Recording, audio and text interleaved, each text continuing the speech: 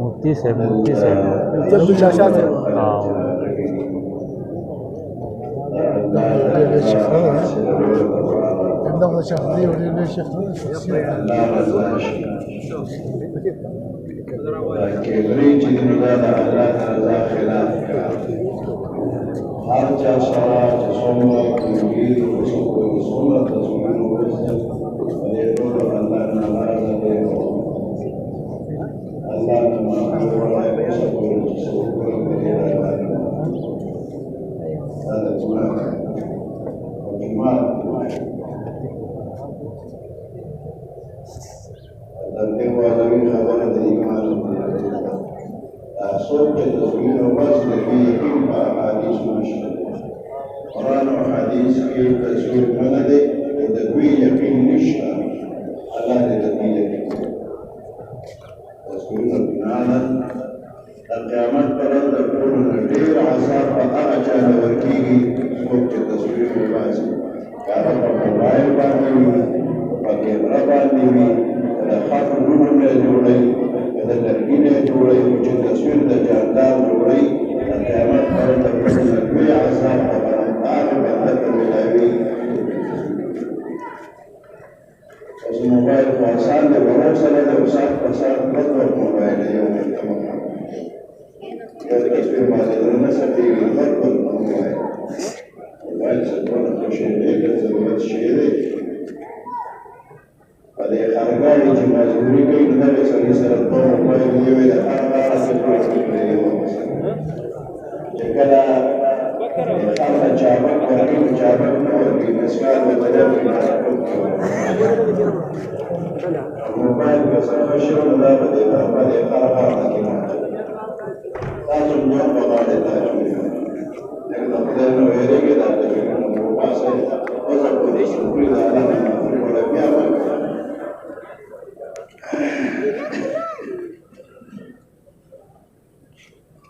الله القرآن لا يقول لي هداية القرآن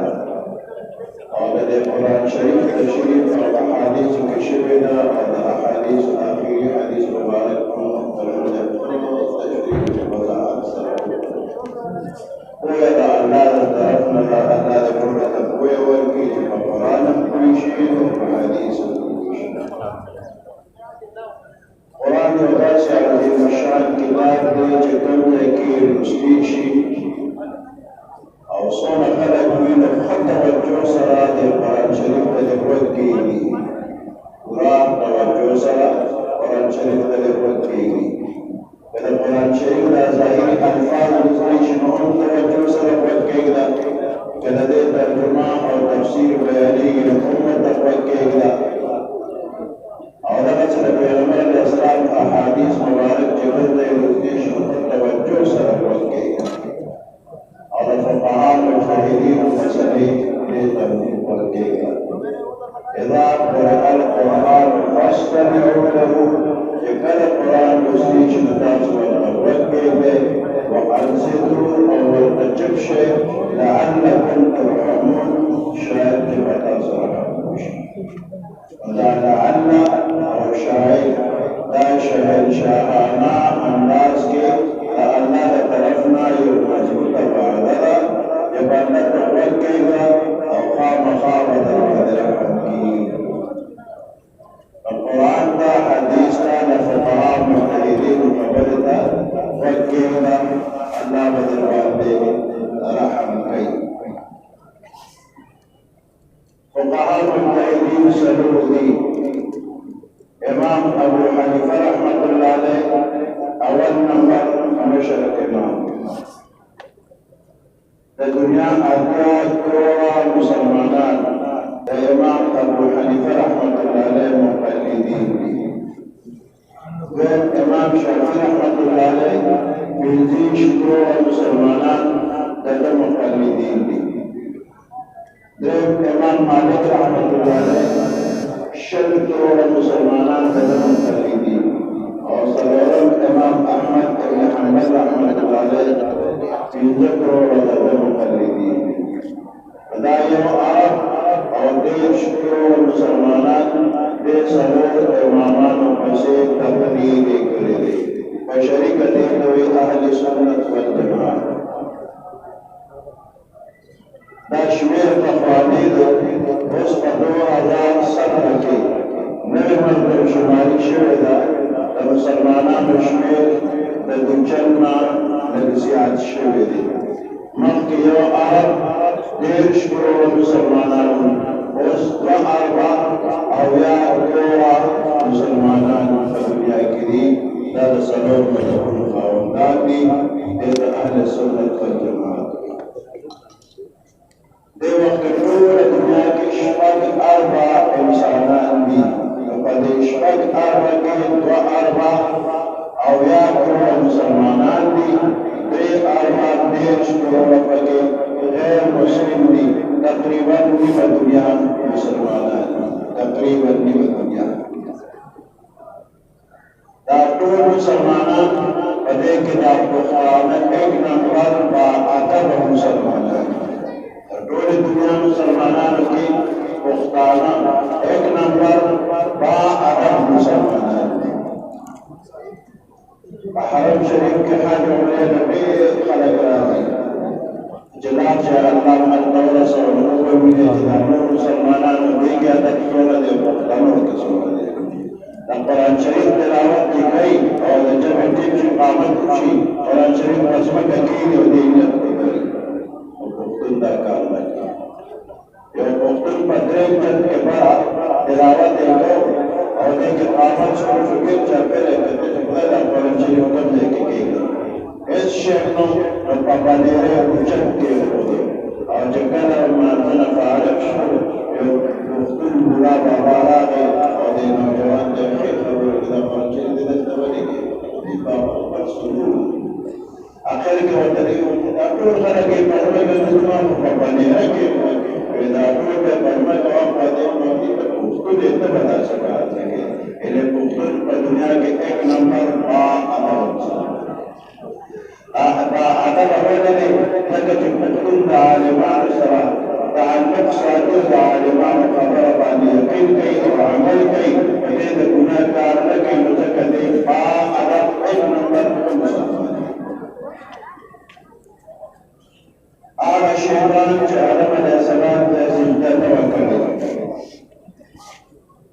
هغه ته وایي ابوالجان د پیریانو پلار.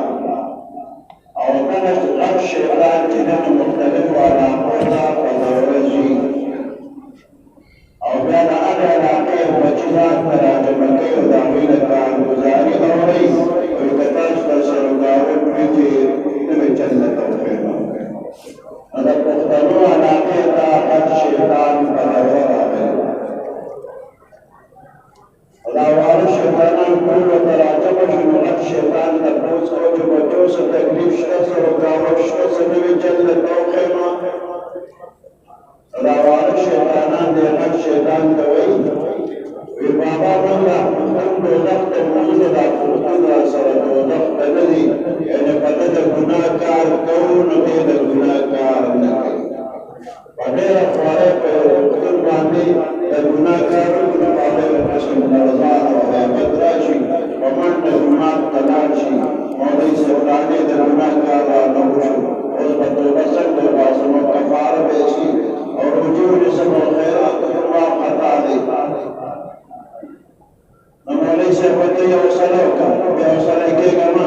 حوصله وکړه، په صدق توبه وباسه، الله به دې معاف کړي. پښتون وایي چل نه راته استاد جي ته وایه زه به درپسې وایم. نو استاد جي د توبې الفاظ وایي او دا پښتون هم وایي. نو دا واړه شیطانان دې غټ شیطان ته وایي بابا دا پښتون مخکې داسې کار کړو مسلمانو چې مولوي صاحب په پرېږمان وموږه په راته نه وایي که چمکدار یې او په د مخکې نه پښتانه دوزخ ته نه ځي. دا غټ شیطان ورته بچو دا پښتانه ډېر سخت مزاج والا دي. دا الله خلاف، د رسول خلاف، د قرآن خلاف خبره د دوی مخکې مخ کوي. شپېرکۍ به دي کې روغ به دي تېر کړي. البته نوې چله د خیر بې عبادت علیږه حجره جومات اډی بازار علما او چې دوه کسه درې کسه وي نو فلاني راشي که نه فلاني مولوي صاحب ته دا ورته بدل وي هغه فلانې د ګناه کار کړی دی فلانې مولوي صاحب هغه فلانې د ګناه کار کویان خراب دي لښکر دي خراب دي او طالب ایمان کې پرېږدي زه په دې راته کوم دا مولیان بدنام کا چې مولیان دې بدنام کړ بیا ورته یو څو درته کوي یو لوی جلوس سره روان دي مولف کوي او یو کار ورته شي کوي چې بیمار ته وایي چې دې مولا چې ورته بدله دی وي وکړه سترګې ما راځي لوی لوی جلوسونه په دوه ته دي او دا دوه په هر وخت مرجع کوي په بچي دا چل شروع کړ نن په دنیا کې د شیطان دا مشن شروع دی د کافر قوتونو دا مشن شروع دی چې مولیان خراب او طالبان خراب مولا طالب په جمعه کې تقریر کې په اختر کې په مقبره کې نور مجلسونو کې چاته ویلي جګړه کوه جواري کوه شوګه کوه ناحق قتل کوه دا خو چې د مولا طالب نه دي ویلي دا په هغه خلک د شیطان په زور او واقع وي مناسب دا کار چې د هرې بل طالب سره خدا نه کوي اڅ په عمل کوي نو دا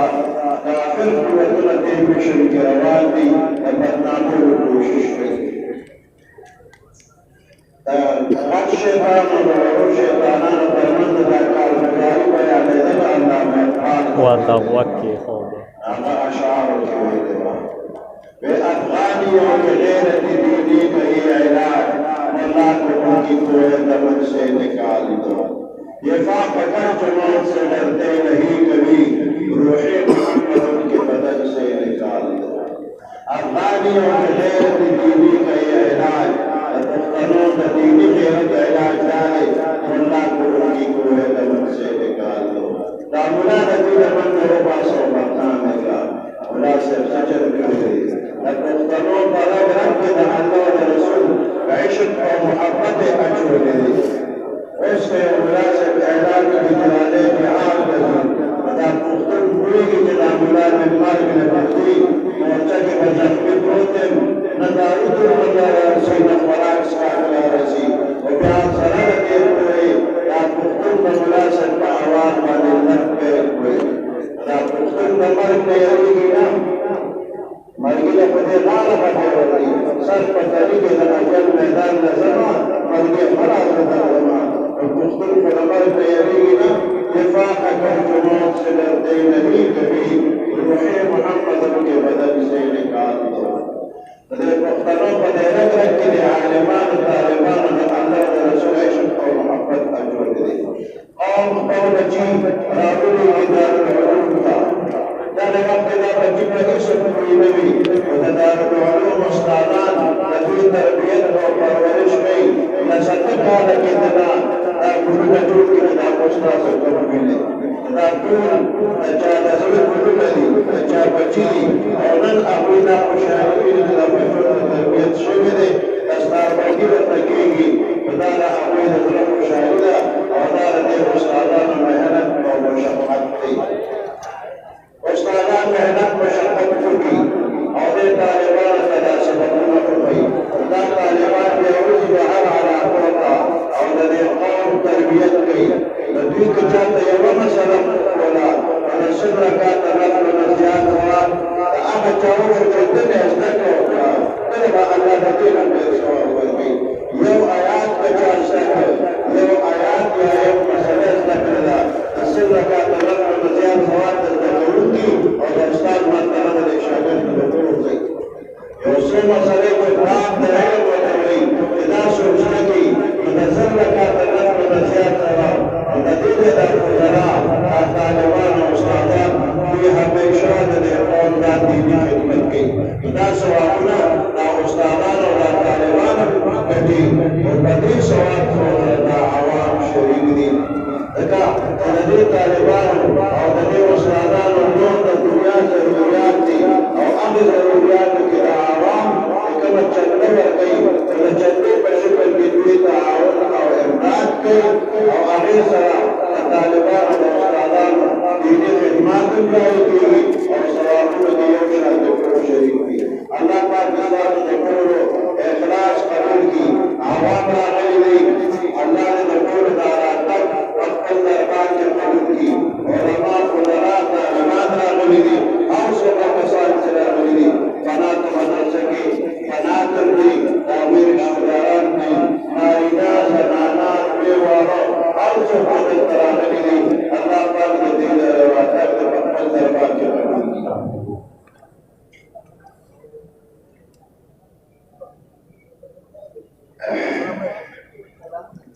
دلته د علم خبرې کېږي د دین خدمت خبرې کېږي او دې سره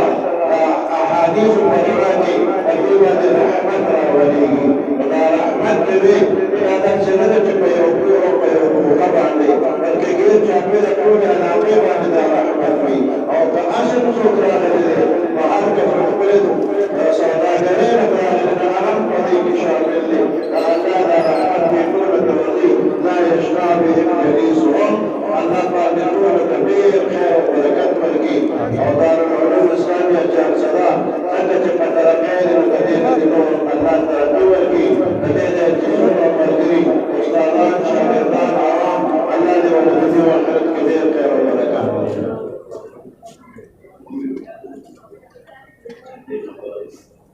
چندې خبرو وشوله تاسو خپل اخلاص وکړئ او دې ځای به موږ امام درته وویل خپل اخلاص وکړه